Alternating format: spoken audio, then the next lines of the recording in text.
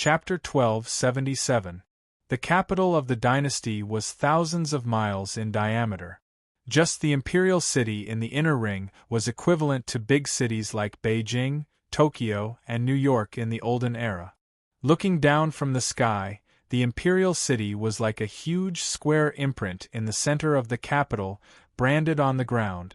Countless people raised their heads to look, but it was still difficult to see the splendor of the imperial city. The imperial city was very empty. There weren't many imperial guards, but they were all abyssal-level powerhouses. The captains among them had reached the level of the Lord of the Abyss. Their perception ability was enough to cover half of the imperial city. There were hundreds of Lords of the Abyss guarding the imperial city. Even if a grain of sand fell into the imperial city, they would be able to detect it. Although the imperial city was big, it was empty. The imperial palace in the center was incomparably huge, comparable to a city district. The palace was towering and majestic, extraordinary in style, as if it was the residence of a deity. Even the cold and cheerless feeling it gave off made it seem like the residence of a deity. A flock of purple thunderbirds came from the sky and flew into the imperial city. The imperial guards who were guarding the imperial city were about to stop them. But they stopped when they sensed the unfathomable aura of the Thunderbird at the front. Wherever the Thunderbirds passed, everyone bowed their heads in worship. This was the majesty of a king. It was also the pressure of a god. Whoosh! Dean floated down with Aisha in his arms. They landed on the steps in front of the imperial palace. He turned around and looked at the vast square that could accommodate millions of troops. "I've been waiting for your return here." Dean looked down at the world and whispered to the person beside him. Aisha's body trembled slightly. There was an indescribable complex color in her eyes. She lowered her head so the man beside her didn't notice. When she raised her head again, the emotions in her eyes had converged. She took a deep breath, grabbed Dean's arm and whispered, "I don't want these things. I just want you." Dean smiled and stroked her head. "Fool! I'm not stupid." Aisha pouted. She was a bit playful but also a bit serious. Dean smiled. "Yes, of course you're not stupid. I'm the one who's stupid." Aisha stared at his eyes and slowly lowered her head. "You are not stupid." A gentle breeze swept over from the plaza. There was no obstruction, so the wind grew stronger and stronger. By the time it reached them, it had already become a violent gale, causing the two's clothes to flutter. "Let's go in. I have a lot of things to tell you." Dean protected her body and slowly walked in.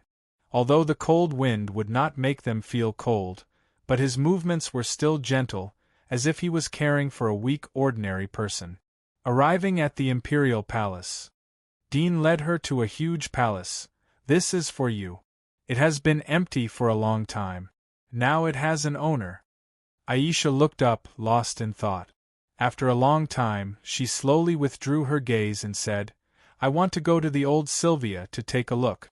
I heard that you didn't tear it down, but rebuilt the imperial city on it?" "Alright, Sylvia is on the west side of the imperial city. I didn't change the layout there, it's still the same as before." Dean laughed.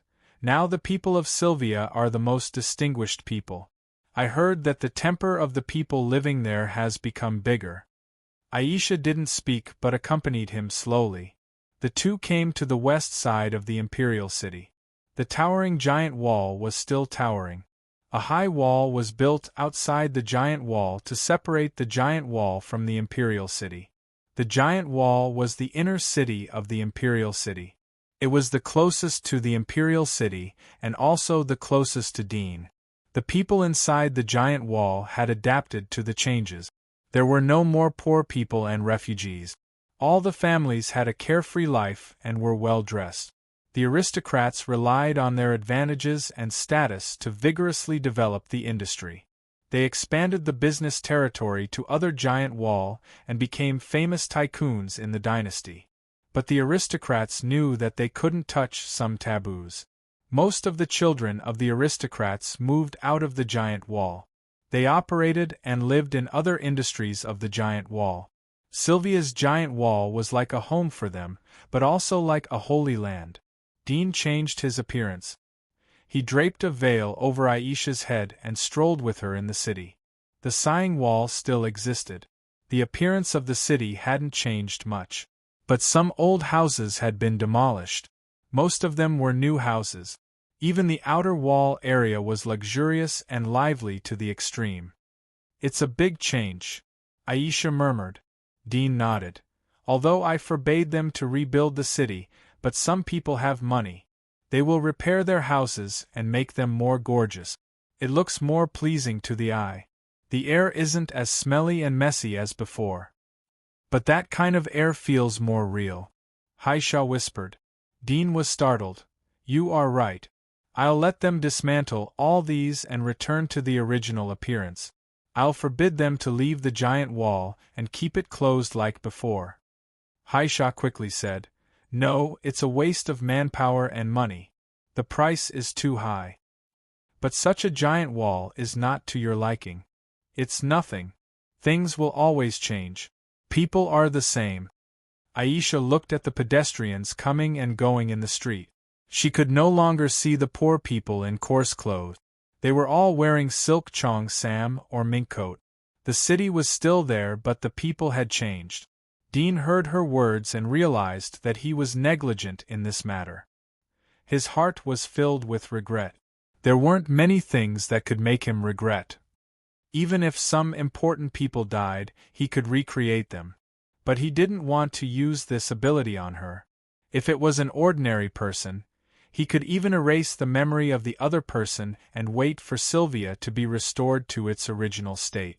But he couldn't do it in front of her. "At least I haven't changed." Dean stared at her. It seemed that he wanted to use his eyes to tell her all his feelings. He had never felt this kind of feeling. At this moment it was like he had taken off all the gorgeous armor and become an ordinary person. He was a young man who had fallen in love. Aisha nodded and smiled. "I know." Dean relaxed as he saw her expression. He accompanied her to continue to play. Dean took her hand and wandered in the garden of the palace.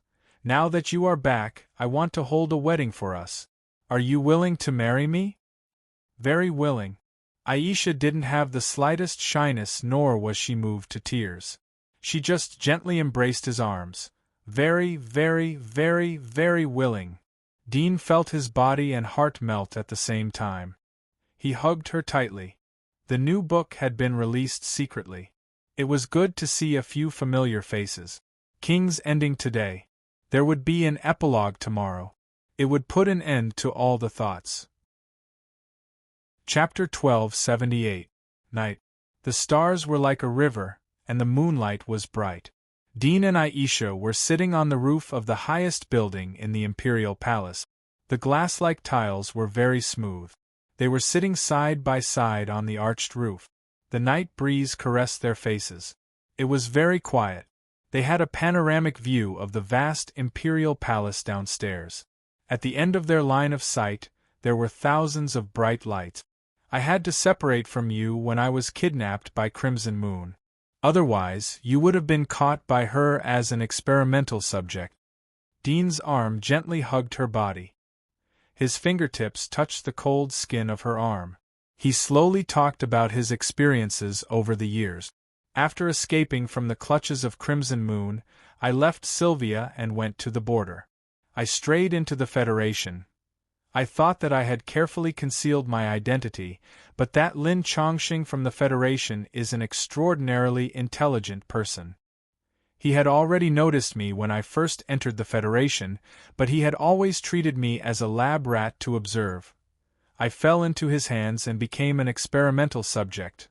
After the invasion of the Demon Emperor, there were some changes in my body. Even I didn't know that I had given birth to a god. No, to be precise, she was just a false god. She was not a perfect life form. She lacked a body core. She was just a life evolved from my heart. The thing that she was lacking happened to be in my body. If I let her eat me, she could become a real god." Dean told her about the past word by word. He directly ignored some of the trivial things. He would only share them with her if he found them interesting. However, there were too few interesting things in his life. On the contrary, suffering and pain occupied most of his life. I killed Lin Chongsheng. I defeated the demon emperor. I subdued the Qilin king. The corpse emperor of the north also surrendered to me. The dynasty was established. I unified the world. But I wasn't happy. I was looking for you every day. I searched everywhere. I dug 3 feet into the ground. I went deep into every corner of the land. I even sent people to search some of the remnant islands in the sea. Finally, I found you. Dean turned his head. There was some vicissitudes in his eyes, but it was full of gentleness.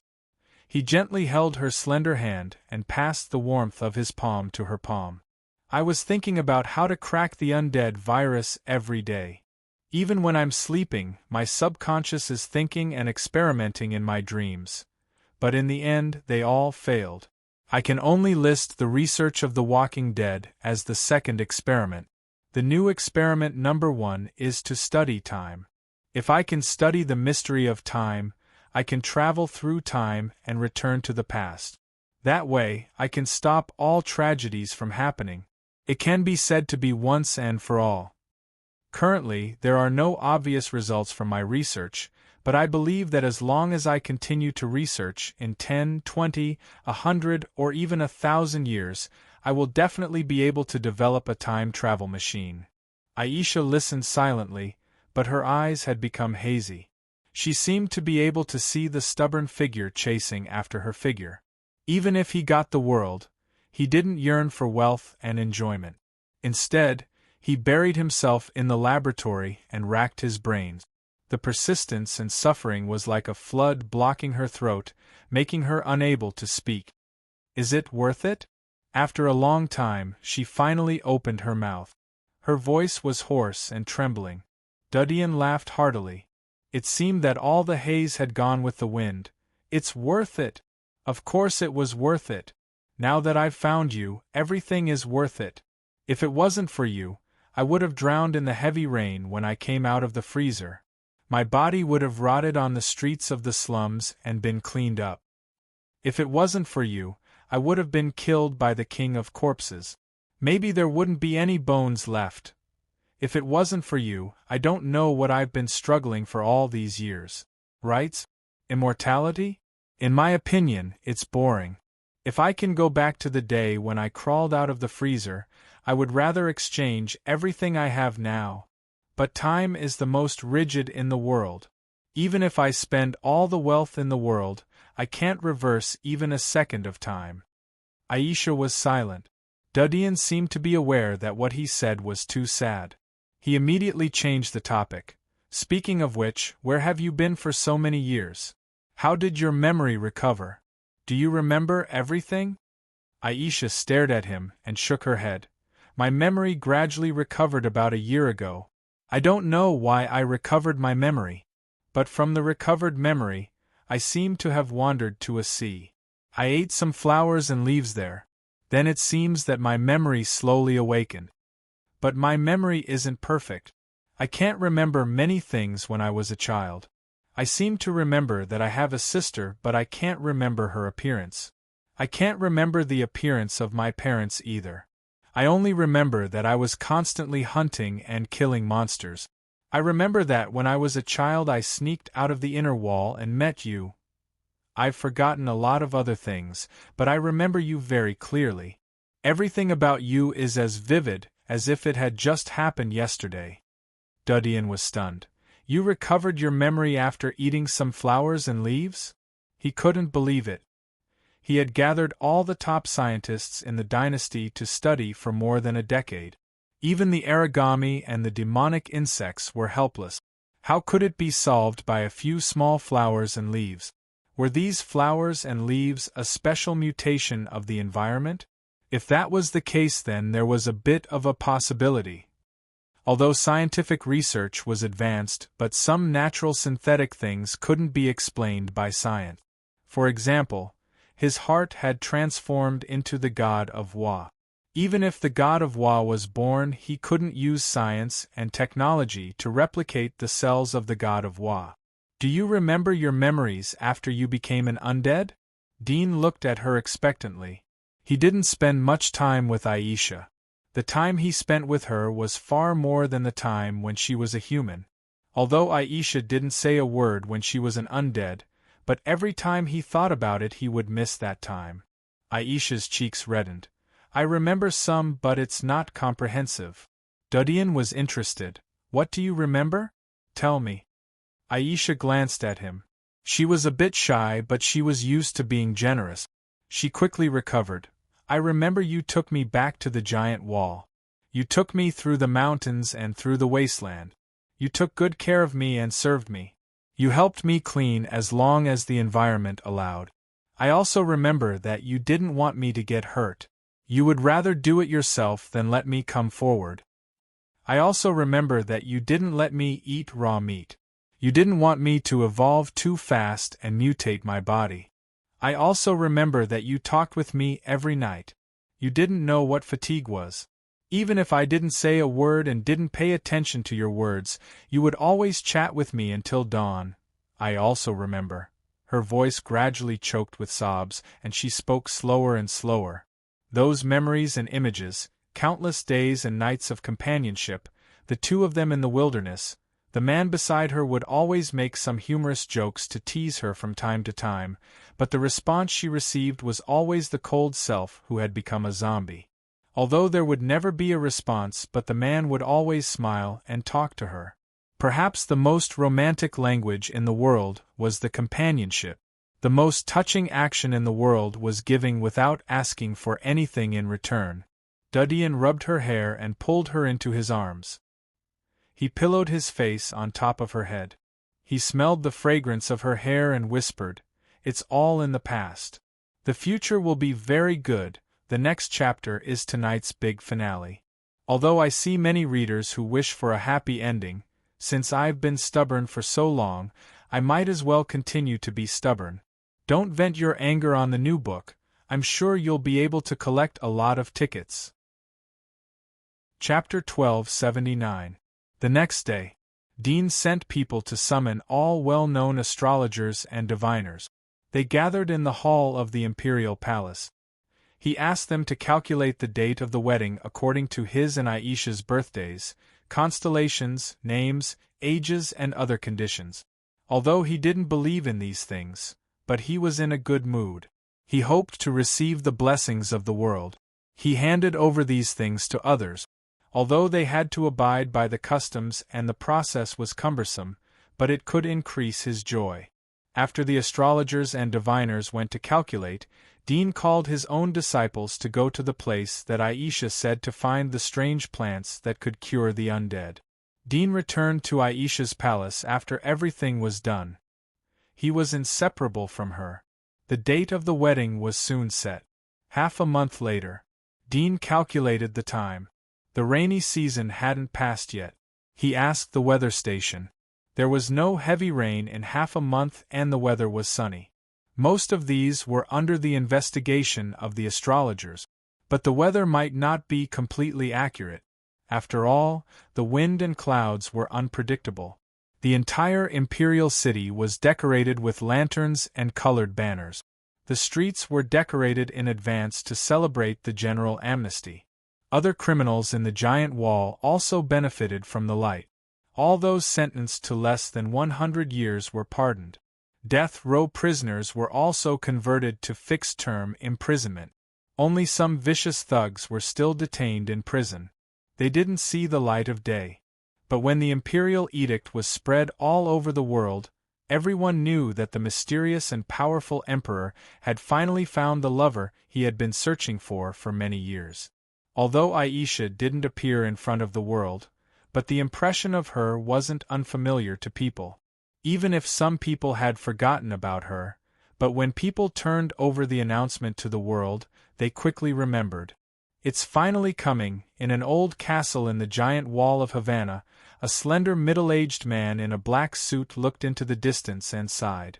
There was sadness in his eyes. In the imperial capital, Many influential families had been secretly preparing to give gift. Usually the emperor was stubborn and couldn't be flattered. But now it was a heaven-sent opportunity. Even if they had to bleed a lot, they had to do their best.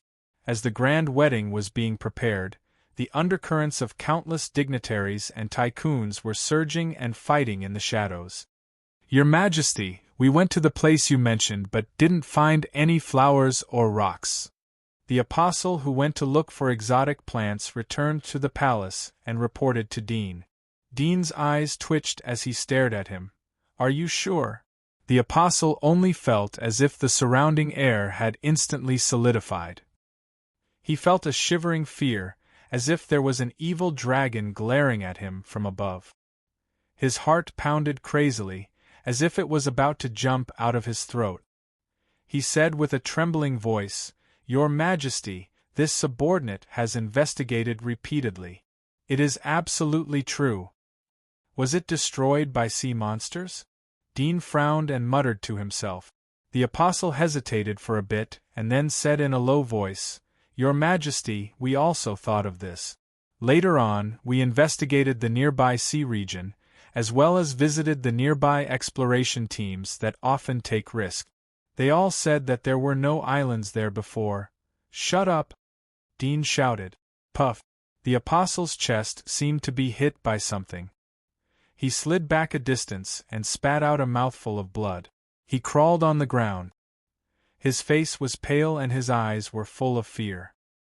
He even forgot to wipe the blood from the corner of his mouth. He hurriedly kowtowed. "This subordinate deserves to die. This subordinate deserves to die. Your Majesty, please forgive me. Get out!" Dean angrily rebuked. The apostle didn't dare to stay any longer. He quickly retreated out of the palace hall. Dean's face was gloomy. He sat on the throne. His eyes flickered as if he was thinking. His fingers unconsciously pinched and made a clicking sound. After a moment, he seemed to make up his mind. He suddenly stood up and disappeared from the hall. Dozens of minutes later, over the Bohai Sea. The vast deep blue sea was endless. There were some giant corpses floating on the surface of the sea. They had been dead for a long time. The corpses were swollen and rotten. A large number of seabirds were gnawing on them. In the distance, a giant ship was faintly visible. In the deep blue sea, some shadows could be vaguely seen moving along with the waves. If one did not look carefully, one would think that they were shadows moving along with the waves, but in fact they were ferocious shadows swimming past at high speed. A strong fishy smell came along with the sea breeze. The destruction of the sea monsters to the marine environment was no less than the pollution of the land by human beings. Now the sea was incomparably stinky. No one knew how much blood had been soaked in it. Dean looked around but didn't see any islands. He dived into the sea with a calm face. Suddenly, he saw a shadow swimming in the depths of the water. 100 meters away from him was a slender snake-like shadow. It was more than 10 meters long, and it was swimming toward him. Dean didn't even bother to pay attention to its face. He looked elsewhere. Before the sea monster came close, he ejected a slender blade from his arm. Puff! The blade hit the sea monster's head. The remaining force didn't reduce. It completely cut open its body and dismembered it on the spot. There is no island base. He frowned and kept sinking to the bottom of the sea. More than 10 minutes later, a figure broke out of the sea, setting off huge waves.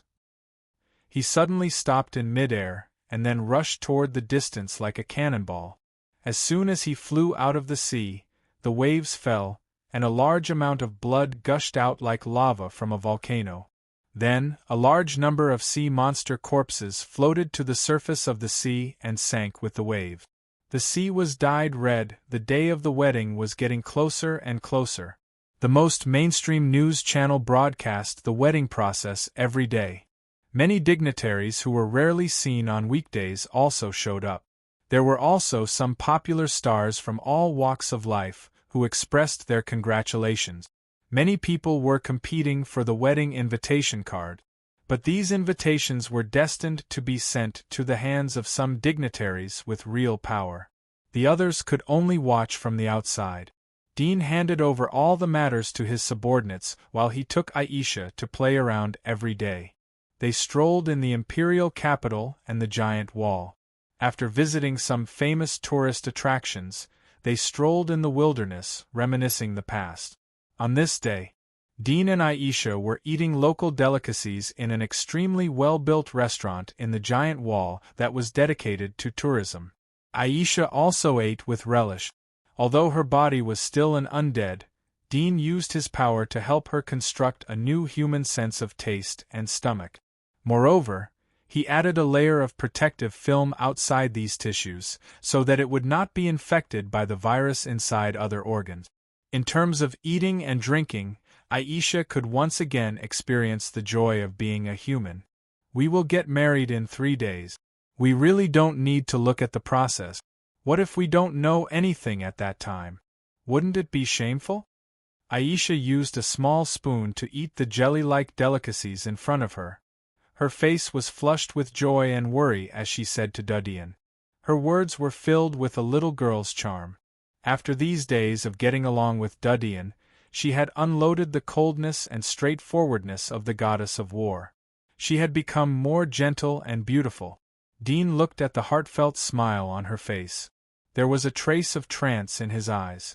After a while, he smiled and said, "I know the process. Even if we want to learn, we can go to the rehearsal on the last day. It's not complicated. What difficulties haven't we experienced? Are you afraid of this little thing?" Aisha stuck out her tongue. "I haven't been so nervous in the face of monsters." "I'm here." Dean smiled and reached out to hold her little hand. He seemed to think for a moment. "Your memory recovery is a bit strange. I want to see the specific reason. Are you willing to let me look at your memory?" Aisha was startled. It seemed that she didn't expect Dean to suddenly make such a request. The smile on her face slowly dissipated. She slightly frowned and looked straight into Dean's eyes.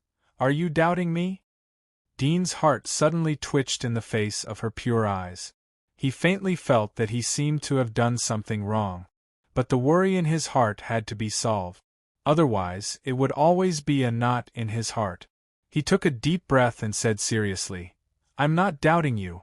I've sent people to look for the exotic flowers and grasses you mentioned.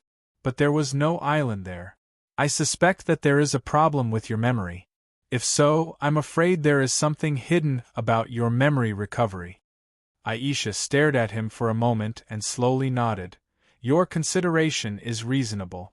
If there is a problem with my memory, I also want to know what is going on. You can check it out." Dean breathed a sigh of relief, but there was an inexplicable sense of loss in his heart. Seeing that she was ready, he no longer said anything. He reached out and gently stroked her forehead. A sharp tentacle pierced into her forehead and connected to the memory. In that instant, a large number of memories flashed before his eyes like flickering lights and passing shadows. Dean saw the time when Aisha was born. From birth to adulthood, she was busy all her life. She worked hard for the family and shouldered the duties of a saintess. But she was repeatedly framed by her sister. He also saw himself in her memory. He saw the memory after he became an undead. Although the undead had no consciousness, the eyes of the undead were like cameras. They recorded her life. At this moment, he could read it. Soon, Dean saw the island in Aisha's memory. After collecting exotic flowers and grasses, her consciousness recovered. The second consciousness after becoming an undead was defeated by the recovered memory until it was completely occupied. Then he saw that she was sometimes awake and sometimes confused. She shuttled through the mountains and wilderness. Later, she met adventurers and inquired about the current human society. She also inquired about his existence. But because of shame, she didn't want to step into the human city. She had been living in the wilderness. A lifetime of memory was seen in an instant. Dean raised his hand. He felt like he was dreaming. He had watched for decades in Aisha's memory, but only a very short time had passed in reality. He focused his mind and slowly sorted out the fragmented memories and some of the more blurry ones. These blurry memories were caused by the trauma and could no longer be clearly remembered. Aisha slowly opened her eyes. There was some confusion in her eyes. Her expression was somewhat similar to Dean's. She was inexplicably stunned. After a while, she reacted and converged her expression. "What's wrong?" Although Dean was sorting out Aisha's memory, his mind was still on Aisha. He noticed her strange expression and quickly asked. Aisha looked up at him. Her eyes were a little absent-minded. After a while, she returned to normal. She shook her head. "Nothing. Maybe I feel a little uncomfortable." "Have you finished reading? Did you find any doubts?" Dean saw her ask and shook his head slightly. "I've finished reading, but I haven't found any obvious doubts. But there are a lot of things that are worth scrutinizing and doubting. But you have lost a lot of memory, so I'm not sure." "Oh." Aisha's mood was a little depressed. Dean quickly comforted her. "I'm not sure about other things, but there is one thing I can be sure of. You are you, the real you." Aisha was stunned. "What?" Dean smiled but didn't explain in detail. He thought that he was the only person in the world who had the ability to create things. It seemed that he was the only one who had the ability to create things. This interlude passed quickly. Dean continued to take Aisha to play around. But Aisha's mood was obviously not high. Although she smiled at Dean's smile, but it was obvious that she agreed with him. "Is there something on your mind?" Dean asked her. There was a trace of regret in his heart. He rashly looked at her memory. If it was a subordinate or other people, then he didn't need to care about other people's feelings. But Aisha was his lover. Even her memory was looked through. There was no privacy to speak of. It was a very disrespectful behavior. Aisha slightly shook her head and didn't speak. Dean took her to play for a while. He saw that she wasn't in a good mood, so he didn't wander around. He took her back to the Imperial Palace. Aisha was silent during dinner. Dean found a few jokes to tease her, but only got a far-fetched smile in return. It made him feel uncomfortable and entangled, but more remorseful. "Can I choose the venue for our wedding?" Aisha suddenly said after a long silence. Dean was startled as he saw that she was finally willing to speak. "Of course, this is the wedding for you. You can do whatever you want." "Really?" Aisha looked at him and avoided his eyes. "I don't like such a sensational wedding. It feels like a monkey show. I just want to be quiet. Only the two of us are together. Is that okay?" Dean was stunned as he didn't expect her to make such a request. He thought about it and realized that he was the one who arranged the wedding. It seemed that he didn't consult her opinion. He didn't expect that she didn't like such a wedding. No wonder she was nervous these days. He felt guilty and wanted to slap himself. He said, "Of course, as long as you like it. I'm doing it for you, not for the world. But the invitations have been sent out, it's okay. I can solve it with one word. They won't dare to say much nonsense," Dean said in a domineering tone. Men like to show their strength in front of women. He was no exception. Aisha stared at him. The light was reflected in her crystal-clear eyes. She whispered, "If one day I ask you to give up the power in your hands, would you be willing?" Dean laughed. "Of course I would be willing. Didn't I tell you that the whole world can't compare to your finger? If I can make you smile, then what about the whole world?" Aisha stared at his eyes for a moment. She lowered her head and moved the chair to his side. She gently leaned her head on his shoulder. "I owe you too much. I will never be able to repay you." "Then you will repay me for the rest of your life." Dean hugged her. "I will make you a god." Aisha didn't speak again as she quietly snuggled up to him. The night was quiet, but it was very warm around the two. The wedding wasn't cancelled, but Dean and Aisha didn't participate. The nobles were still present to drink and celebrate.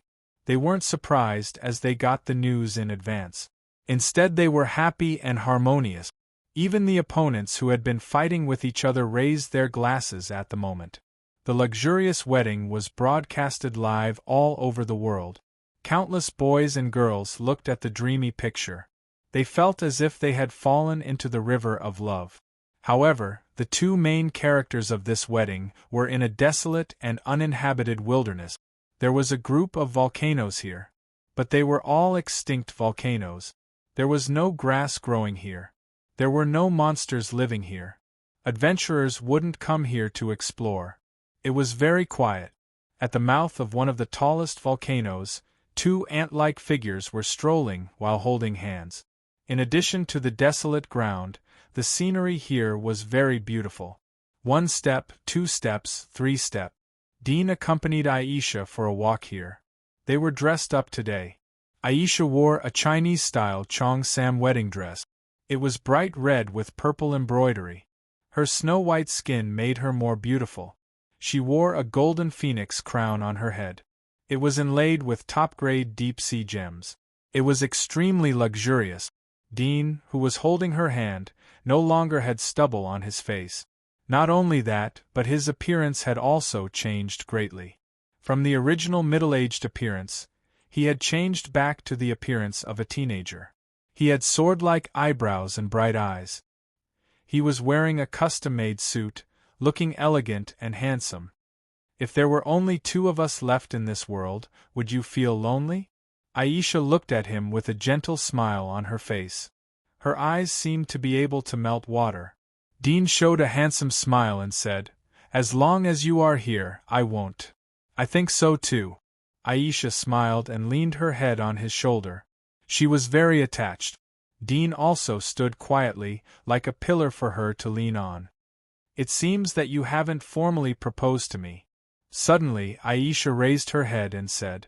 Dean was stunned and couldn't help but laugh. But soon he straightened his expression and straightened her body. Then he took a step back and knelt on one knee. He raised his head at a 45-degree angle and looked up at the beautiful and gentle face. "Miss Aisha, will you marry me?" While talking, he took out a box from his suit pocket and took out a unique special ring from it. Aisha's eyes stayed on the wedding ring for a moment and then shifted to Dean's face. Her eyes were slightly misty, but soon she took a deep breath and suppressed the tears that were about to overflow. She smiled and said, "I'm willing. I'm very willing." Dean smiled. He felt that he had never been so happy in his life. He reached out and covered her delicate hand. He bowed his head and carefully put the wedding ring on her finger. When he looked up, he saw Aisha's happy expression. She was holding back her tears. Dean's eyes were gentle as he whispered, "I love you." "I love you too." The tears in Aisha's eyes burst out. She threw herself into his arms. She wrapped her hands around his neck and hugged him tightly. "I really love you. I love you very much." Dean didn't expect her response to be so strong. His heart was touched. He hugged her tightly and said in a serious tone that he had never used before in his life, "I love you very much too. I will never let you down in this life." After that, he felt the weak figure in his arms tremble slightly. Aisha slightly opened her mouth. Her voice was sobbing in Dean's ears. Dean thought that she would say, "I love you too," but the next moment he heard, "I'm sorry." He was startled. Then, his body suddenly froze. He trembled slightly and reached out to touch the center of Aisha's back. He only felt a cold, hard object stained with warm slurry. He raised his palm and saw that his hand was full of blood. A protruding giant blade pierced out from Aisha's back and extended 2 or 3 meters long. It completely penetrated her slender and weak body.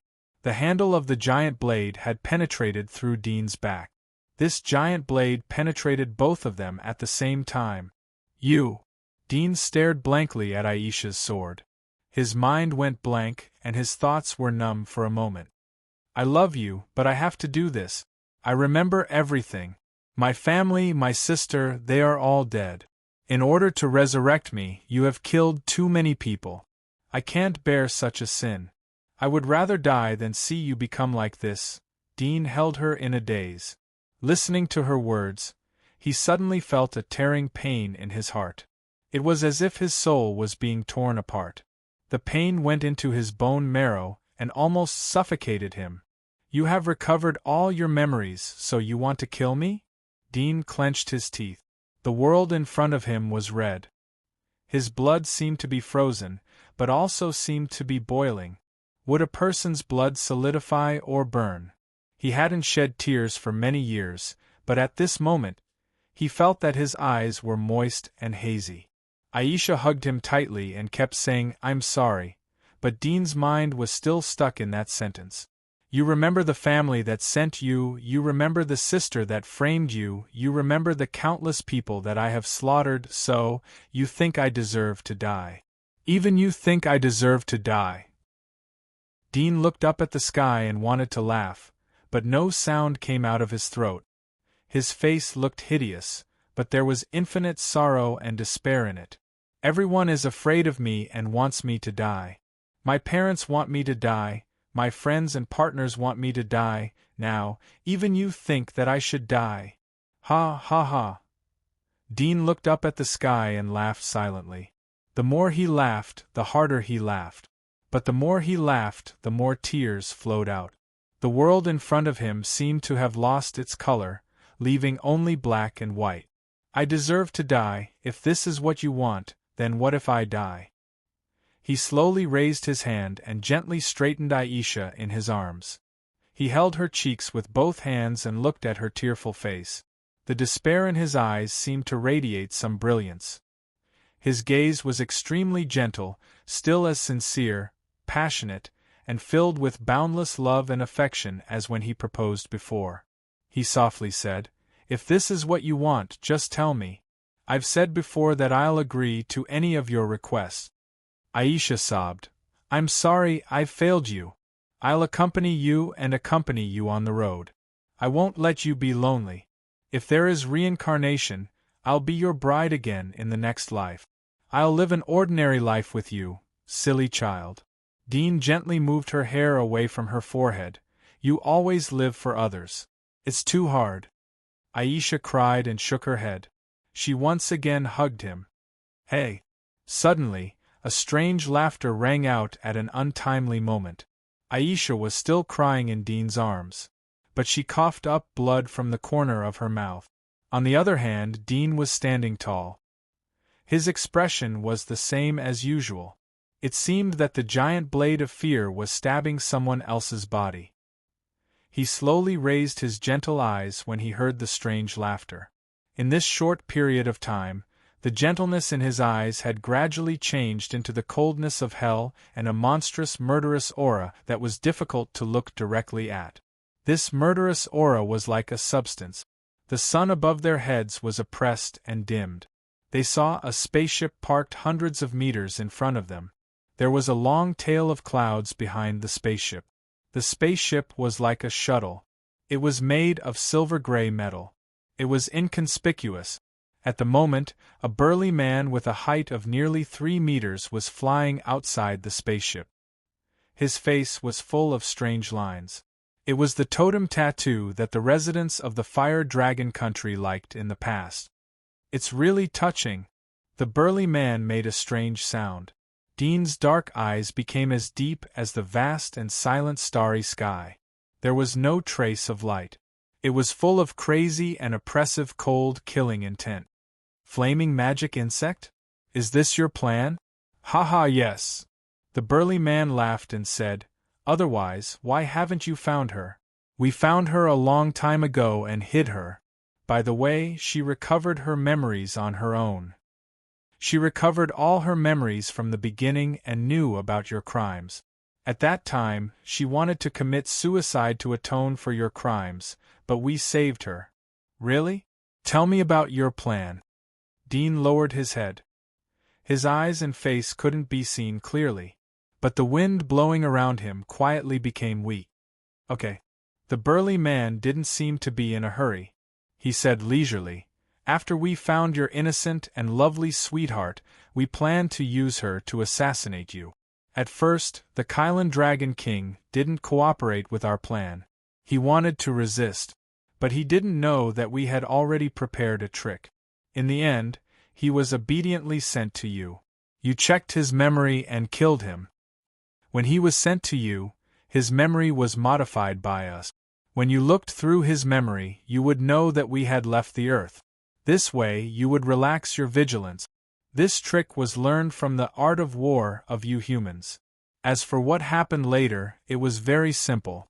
We modified the memory of your sweetheart and hid the fact that you tortured her sister and wantonly slaughtered your compatriot.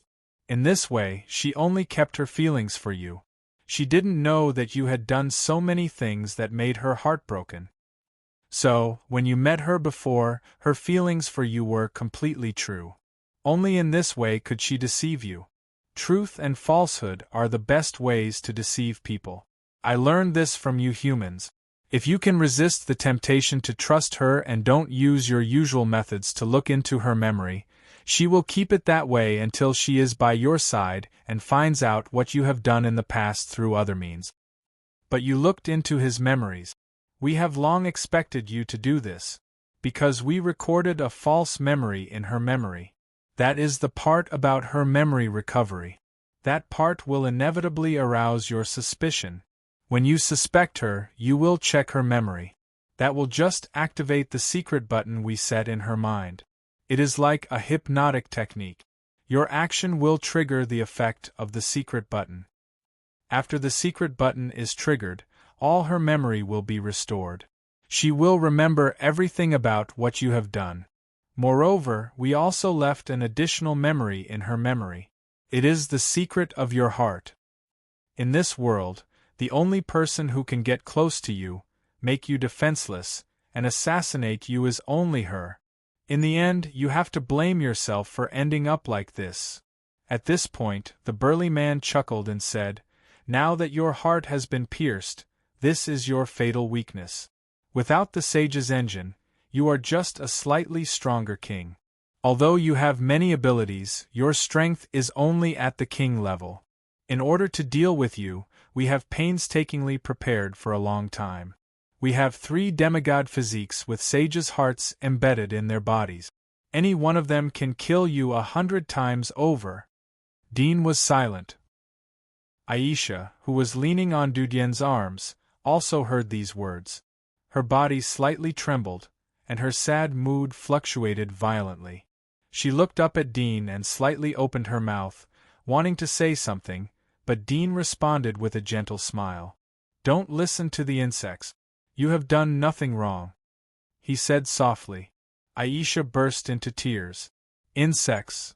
The burly man raised his eyebrows, his face full of killing intent.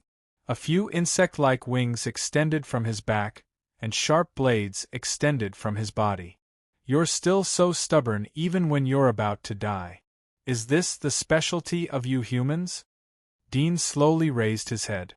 The gentleness in his eyes turned into indescribable cold, killing intent. "Our specialty is to kill insects." "Humph!" The burly man snorted coldly. He was just about to make a move when he suddenly noticed that his surroundings seemed to be filled with water, and his body actually became extremely heavy.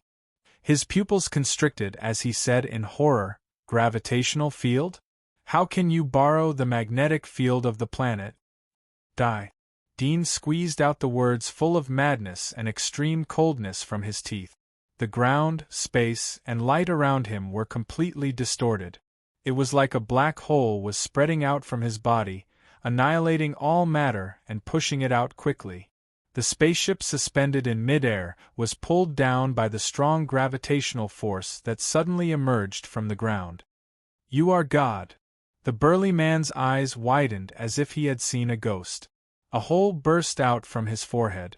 A blood-red insect crawled out and tried to escape. But before it could flap its wings, it was pulled to the ground by the gravitational force. Darkness spread. The moment the burly man's body came into contact with the pure black light, his body turned into ashes like air. The ground behind him, the spaceship, and the flaming demon insects on the ground all collapsed under the corrosion of the darkness, completely annihilated. The darkness spread to a radius of thousands of meters before stopping. After a long time, when the darkness slowly converged, there was only a curved concave ball on the ground. All the flowers, trees, and soil that were touched by the darkness had disappeared. On another crater thousands of meters away, a figure floated down. The black blade-like wings fluttered behind him. He landed with a beautiful figure in his arms. "I'm sorry." Aisha was lying in Dean's arms. She opened her mouth slightly and a lot of blood gushed out. The giant blade that penetrated their bodies had disappeared. It was annihilated by the dark energy. This giant blade was the ability of Aisha's magic mark. Its sharpness was not inferior to the splitting blade. It had a very thin, strange energy fluctuation. It could destroy cells from the molecular structure and cause wounds that were difficult to heal. When it penetrated the body, the strange energy would spread to the whole body and destroy all the tissues. Dean smiled and looked at her gently. He shook his head slightly. "I don't blame you. It's me who implicated you again. I love you." Aisha raised her hand and wanted to touch his cheek, but her hand slipped down halfway. The giant blade was not only aimed at Dean's heart but also her heart. She had the intention to perish together with him. Her heart had already been shattered. Although she didn't need to rely on her heart to survive, the energy released by the giant blade had destroyed all the bones and meridians in her body, including the nucleus in the depths of her brain. It was a miracle that she could hold on until now. "I love you too." Dean looked at her gradually slackening eyes. He lowered his head and gently kissed her forehead. Time froze at this moment. The figure that he had been searching for many years passed away in the arms of the youth. Like a gust of wind from the foot of the mountain, it swept past them, taking something with it, and then swept towards the boundless blue horizon. "I love you." The youth's whisper fluttered in the wind and faded away. It was a big chapter of 9,000 words. The Dark King that had been written for a long time had finally come to an end. There were a lot of words to say after every book was finished. This book might have the most words. The afterword would be written in the next chapter. There was also an epilogue that would be published tomorrow night. Chapter 1280. Phew, the king is over. He wanted to smoke a cigarette to reminisce about the faint smell of sadness, but he remembered that he had quit smoking for a long time. He rubbed his hands, sorted out his thoughts, and slowly began to write. Yep, King of the Kings was the longest book I had ever written. If I leveled it up according to the Xuanhuan standard, the word count would double. 6 million words wouldn't be a problem at all. After I defeated a world, I would create another one. After I destroyed the demon bug origami, I would create other high-level species. In the vast universe, it would be a piece of cake for me to create a few random species. But it wasn't the king. From the beginning of the first chapter of the book, I had already thought about the ending scene. The female lead hugged the main character who had gone through hardships to become a god. She would pierce their bodies with a sharp sword, and they would sleep in each other's arms. But only the female lead would die. The male lead would still be alive. Yes, the sad ending had been doomed from the beginning. At the beginning of every book, I would habitually outline the scene of the ending scene. So this book was doomed to be a tragedy from the beginning. Dean wasn't a positive protagonist. He wasn't even a protagonist. He was just a tragedy born in this environment. But what I wanted to express was not his sorrow, but the sorrow of the environment. It was also the sorrow of human beings. In the middle of the book, some people said that the protagonist was cruel and dark. They couldn't stand it and abandoned the book. I saw it, but I still silently wrote mine. Some people abandoned the book because they were afraid of affecting their worldview. But I couldn't agree with someone who said that this book was purely describing the darkness and playing up the dark psychology. In the works with the strongest light, the darkness was clearly visible. In the dark side, the light of human kindness would be particularly moving. This was a common comparison in literature. The king also belonged to the dark side, But I didn't depict too much of human nature. Because I didn't want to. Because I wanted to write about a dark and sad world.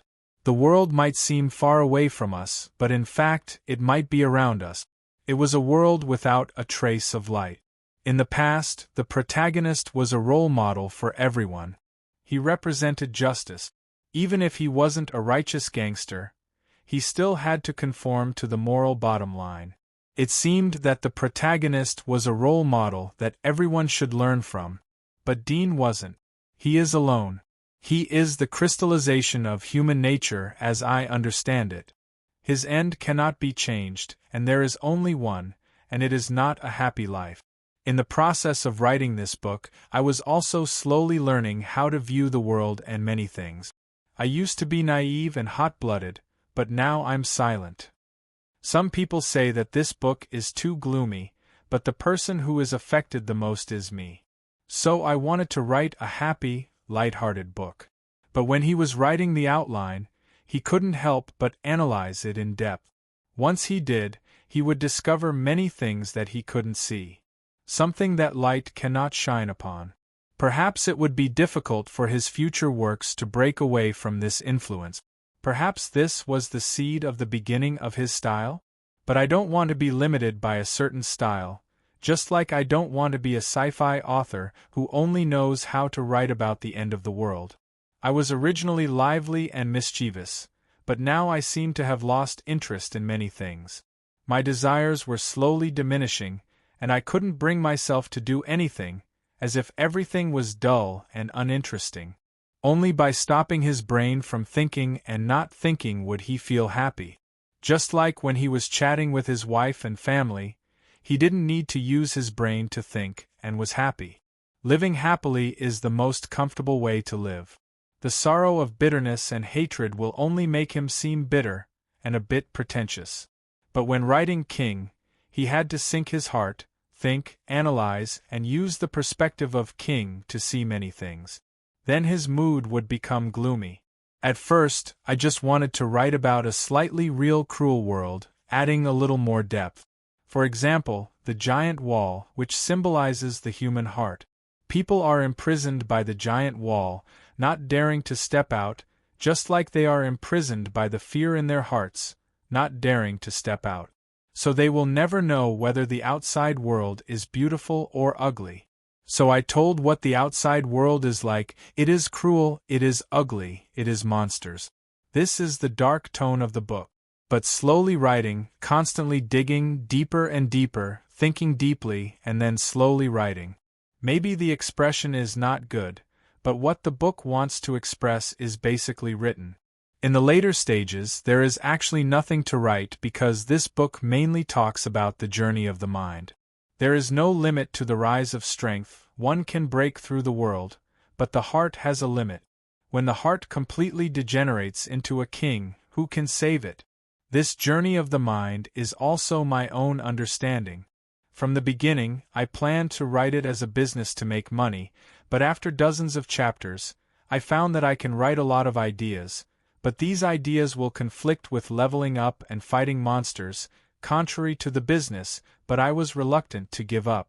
So when the book was on the shelves, Dudian was imprisoned, and the subscriptions plummeted. This is extremely traumatic for the book, but I didn't regret it. After being in prison, I didn't often read the book reviews. I thought that since the subscriptions were gone, it would be useless to go back. If in the end, no one will read it, and I can't earn enough money to eat, then I will be a eunuch.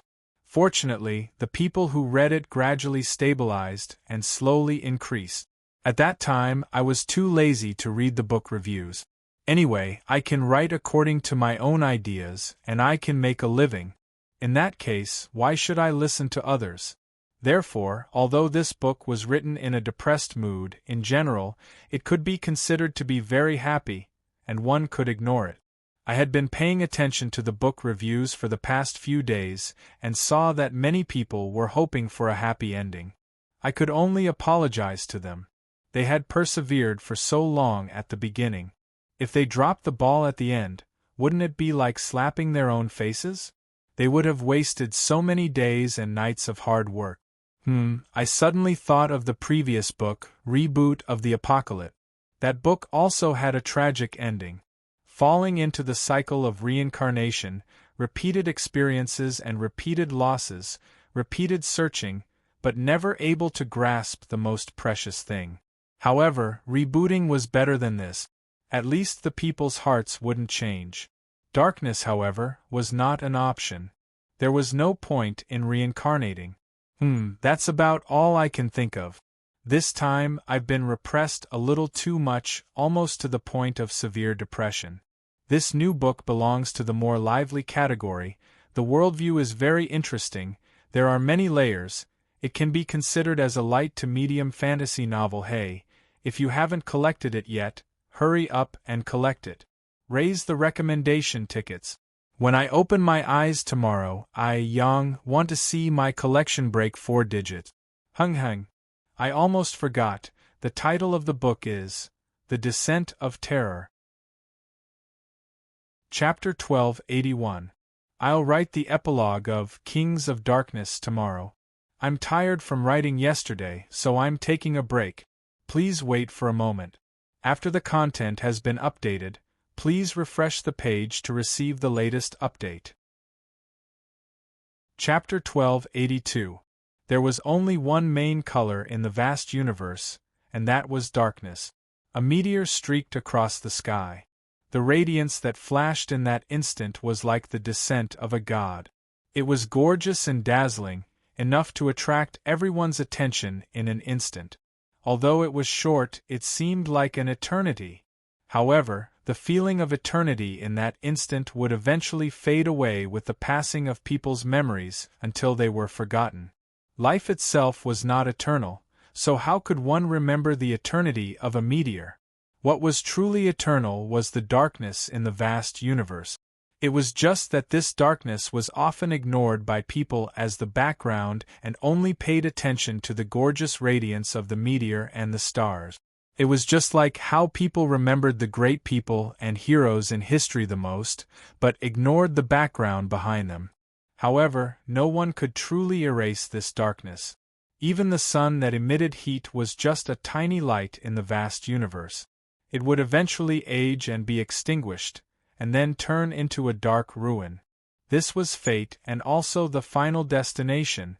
On a desolate planet, there were no forests that could purify oxygen, nor were there rivers or seas. There were only frozen snow mountains or active volcanoes that were ready to erupt magma at any time. There were no buildings here, only some strange caves.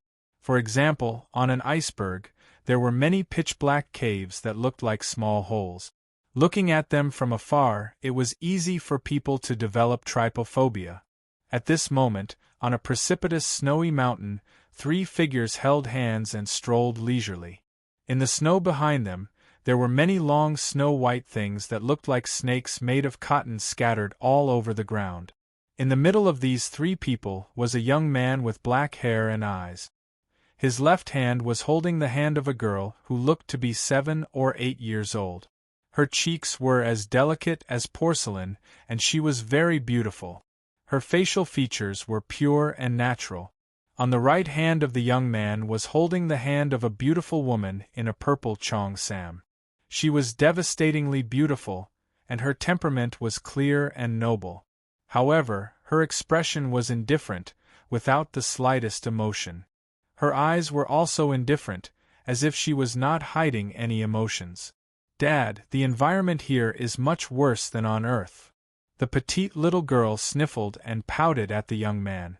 It's really uncomfortable to stay here. The young man smiled. Your body has the structure of an earthling. Of course, it's not suitable for this place. These demonic insects have a very low demand for oxygen. In addition, the entire planet is in an extremely cold or hot environment, which is not suitable for plants to grow. Water is also scarce, so it looks desolate. Of course, it doesn't look good. No wonder these demonic insects want to leave this place. The little girl snorted. The young man smiled faintly and led her and the beautiful woman to sit down. The instant he sat down, The ice and snow beneath them melted and turned emerald green. Countless tender grass and flowers bloomed, extending far into the distance, turning into a 10-meter-wide green field of flowers and grass. The fragrance of the flowers was pleasing to the nose. With a single thought, 100 flowers bloomed. This kind of ability was completely beyond the comprehension of humans, but to the gods it was a very common thing. "Dad, can you make my body grow faster?" The little girl took the young man's hand and said coquettishly, "Just like my previous body, I want to be an adult, not a child." "But you are a child." The young man patted her head and said with a smile, "Children have to grow slowly. Otherwise, if they grow too fast, they will become deformed." Dad is stingy." The little girl pouted and turned her head away angrily with her arms crossed. The young man looked up and could see countless stars in the sky above him. They were extremely clear, and he could also see 2 extremely huge planets. They were extremely close to this demonic planet, and he could even see the craters on the surface of the 2 planets. This kind of scenery was also somewhat interesting. He looked at it quietly, and one of his hands slowly tightened on the beautiful woman in the purple cheongsam beside him. He turned his head, and his eyes fell on her expressionless and cold face, but his eyes were filled with extreme gentleness. "The scenery here, do you like it?" The beautiful woman did not answer, as if she did not hear anything. The young man did not seem to care at all, and his eyes were still as gentle as water. "After we destroy this place, I will take you to the origami planet to have a look. I heard that there is nothing there, but I can transform that place into the appearance of Earth before, just like when we first met." The beautiful woman still did not say anything. Like a stone statue, she only sat straight and did not move. "Dad, why don't you let Mom really resurrect, that way she can chat with you?" The little girl beside her was full of curiosity, and her big watery eyes looked at the young man. The young man smiled slightly, looked up into the distance, and said to himself, "Your mom loves me very much, so she wants to kill me. I also love her very much, so I can't let her wake up." "Why?" "Because of love." "I don't understand, and don't touch." "Oh, after a long time." The young man seemed to have rested well, and he had seen enough of the scenery here. He slowly stood up, holding the little girl and the beautiful woman's hand. "Let's go, we will go to the origami planet to play." The young man smiled. "Yes, yes." The little girl cheered, but then she thought of something and her face became a little sad. "After the origami planet is destroyed, will we return to Earth?" "We won't go back." The young man smiled. "Let them fend for themselves, we will continue to look for new planets. If we can't find one, I will make one for you as an amusement park." "Create?" "Well, we will destroy it when we are tired of it." "Well, let's create it first." And it was completely over. It was over. Maybe there were too many words in the last chapter, so some people didn't read it carefully. It was explained that Aisha attacked Dean because she didn't know about the existence of the worm and the conspiracy of the origami. Her memory was still in the pattern of Sylvia, and her memory was tampered with by the worm. Why didn't the protagonist find it when he looked through her memory? Because the behavior of looking through her memory triggered the mechanism buried in Aisha's body, and her memory was restored. In other words, the protagonist activated the mechanism, which led to the final tragedy. Why did the protagonist activate the mechanism? It was because of the betrayal and suspicion. The protagonist's emotions were real, but the protagonist's character wasn't the same. There were some changes that he couldn't detect. So the protagonist would look through her memory and activate the mechanism, which led to the final tragedy. This was the sadness of life and experience. We thought that we wouldn't change, but we had changed a long time ago. As the introduction said, the virus was rampant. Where was the original face of a human? It had long been unrecognizable. I have written several books about the doomsday, but I didn't have the motivation to write about it. As early as when I wrote about the Dark Civilization, I wanted to write about the idea that the Doomsday wasn't just about zombies. The Doomsday was about the human heart. The city was also the Doomsday. Just like the words of Nerinus, as long as there is desire, there will be destruction. As long as there is desire, there will be Doomsday. I personally think that the Doomsday is not limited to a theme, but a deep meaning. Just like love is not limited to romance. In all books, there can be love between the male and female protagonists. This book expressed this idea. Maybe it wasn't expressed well, or maybe no one cared, but I felt that it was a good ending to my Doomsday. Before I could think about something deeper, I wouldn't write about the Doomsday again. Because I had already written about everything I needed to write about. Unless it was a Xuanhuan of the Doomsday, killing monsters to level up, then I might as well write a Xuanhuan. This book didn't have a trace of light. Just like the beginning of the epilogue, even if there was light, the light of human nature would eventually be extinguished. This was the Doomsday. In the darkest and deepest environment, praying was also sad. Because the God you prayed to might be the source of disaster. All in all, I personally felt that the ending was not bad. There weren't any regrets. Finally, thank you all for following me. Thank you all for clicking, recommending, and tipping. Sometimes, the readers in the group would remind me about things that I didn't even notice. I could feel that many of you were even more dedicated than me, the author. King was not only my child, but also everyone's care. Thank you all. Forgive me for being unrestrained and loving my freedom. I was also afraid that one day I would fall. Oh, alright, I can't sing anymore. The final stop. Goodbye, my friends. Chapter 1283. The new book of King of Darkness has been released. Please wait for a moment. After the content has been updated, please refresh the page to receive the latest update. You're tuning in to the Phoenix Knights YouTube channel.